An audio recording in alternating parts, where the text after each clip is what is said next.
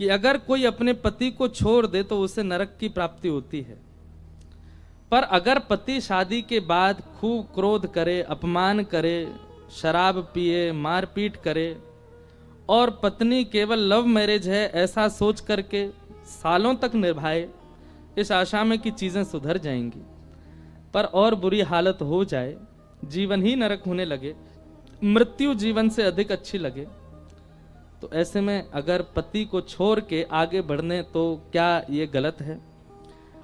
जल्दी में प्रेम में भूल हुई, पर क्या अब जीवन भर इसका ही साथ करना चाहिए? देखो, एक ऐसा स्टेटमेंट है कि शायद बहुत लोग इस स्थिति में होंगे और हमारा इस पर कुछ भी कहना कहीं कहीं गलत भी हो सकता है और कहीं कहीं ठीक भी हो सकता है।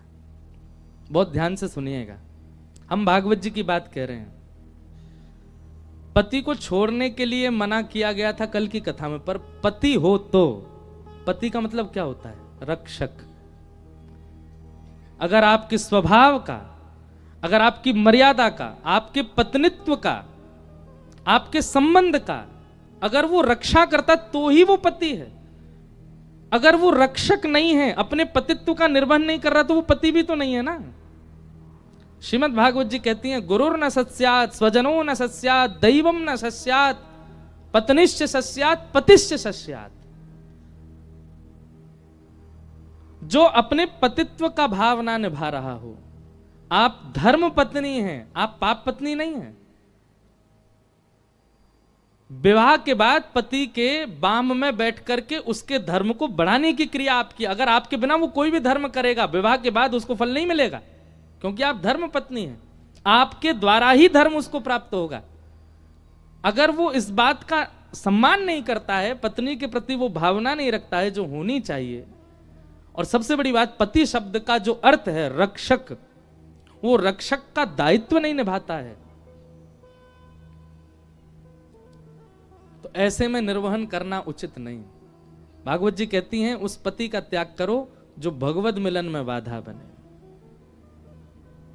अब सतियों के चरित्र अगर आप पढ़ोगे तो सतियों के चरित्र में तो ऐसा आया कि पति कैसा भी है, पर सती कन्या ने उसका त्याग नहीं किया, उसके संग निर्वहन करती रही, फिर उसके सतित्व पर ठाकुर जी रीझ गए।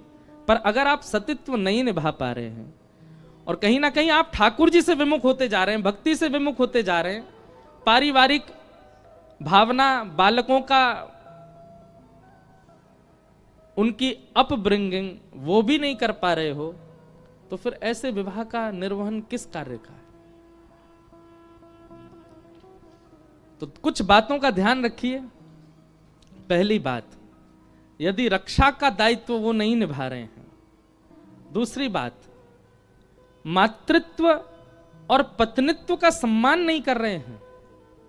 तीसरी बात, घर गृहस्थी, परिवार, बालकों का भी संरक्षण नहीं कर रहे हैं।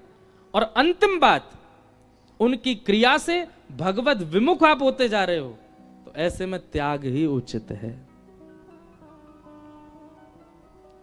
ऐसे में त्याग ही उचित है।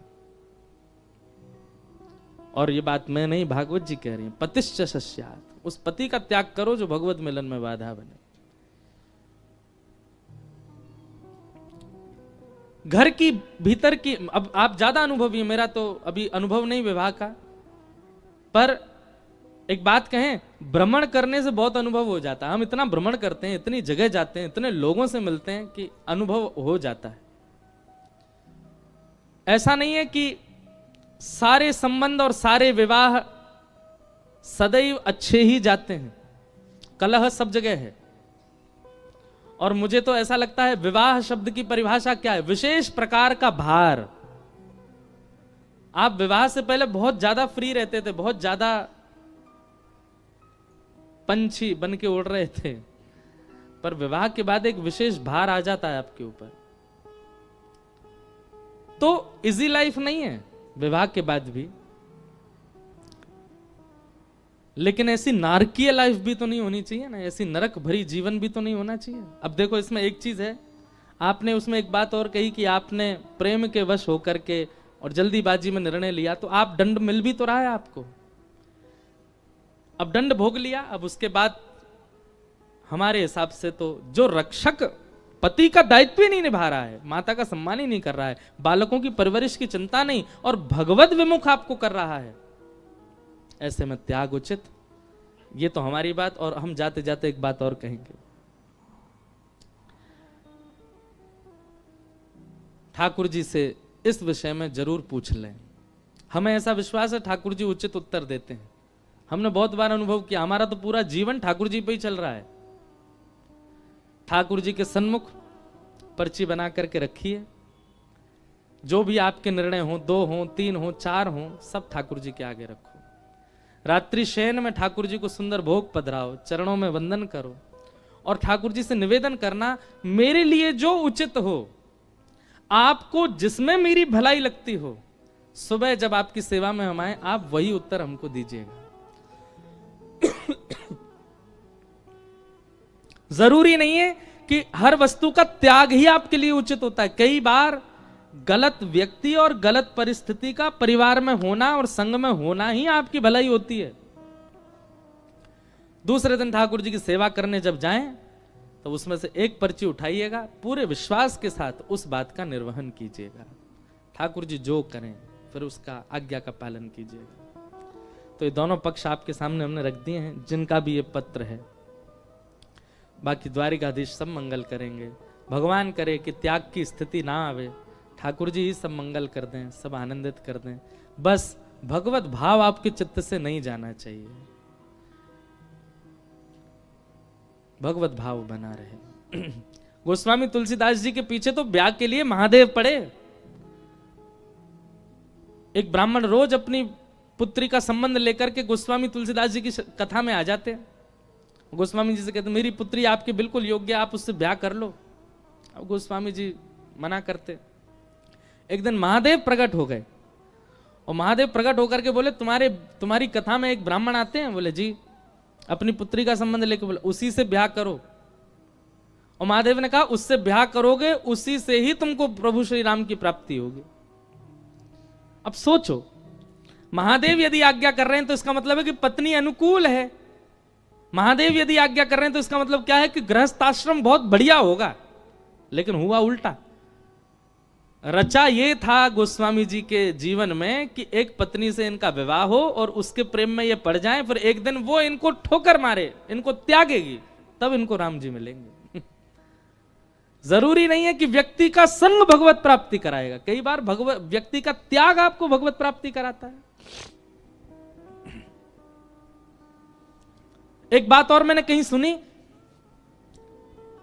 वो जब लड़का लड़की का ब्याह होता है तो उनके गुण मिलवाते हैं, कितने गुण मिल रहे हैं। तो उसमें एक पंडित जी कह रहे थे, पंडित जी नहीं घर के लोग कह रहे थे, बोले गुण कम ही मिलने चाहिए, ज्यादा नहीं मिलने चाहिए। मैंने कहा क्यों? बोले पूरे गुण मिले थे तो राम सीता जी के मिले थे, सारे गुण मिल गए थे। महाराज जी ऐसा कैसा जीवन है, वन में जाना पड़ा, ये जाना पड़ा। अरे आपका मतलब क्या है कि चैलेंजेस नहीं आने चाहिए लाइफ में। ऐसी कुंडली लाओ, ऐसी लड़की से ब्याह करो, ऐसे लड़के से ब्याह करो कि जहां पर दोनों पूरे दिन सिंहासन पर बैठे रहें, कुछ नहीं करें, चाय की चुस्की लें, कॉफी पिएं, बड़ा पाव खाएं, डोसा खाएं, मजे करें आनंद में दोनों, बिल्कुल कोई उनकी लाइफ में आंच भी नहीं आवे।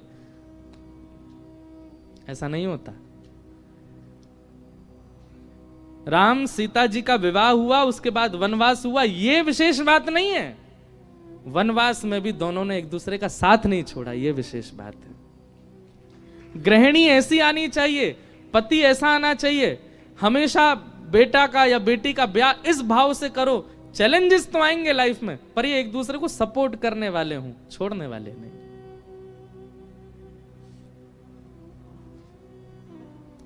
तो जिन बहन का भी ये भाव है, हम आपसे प्रार्थना करते हैं, एक निर्णय आपका गलत हो चुका है पहले ही, अगला निर्णय ठाकुर जी पर छोड़ो और बहुत सोच विचार करके, जो बातें मैंने 4 कही हैं, उन बातों में यदि आपके पतिदेव नहीं घट रहे हैं तो फिर ठाकुर जी के सन्मुख भाव रख के या तो स्वयं ही दृढ़ विश्वास करके त्याग करो या फिर ठाकुर जी से पूछो। और अगर ठाकुर जी कहें कि संग रहना है, उसके बाद सब त्याग दीजिए, बस ठाकुर जी की बात का निर्वहन कीजिए। शायद उसी में आपकी भलाई हो।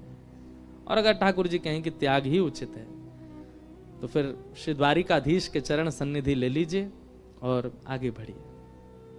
बोलो द्वारिकाधीश की जय।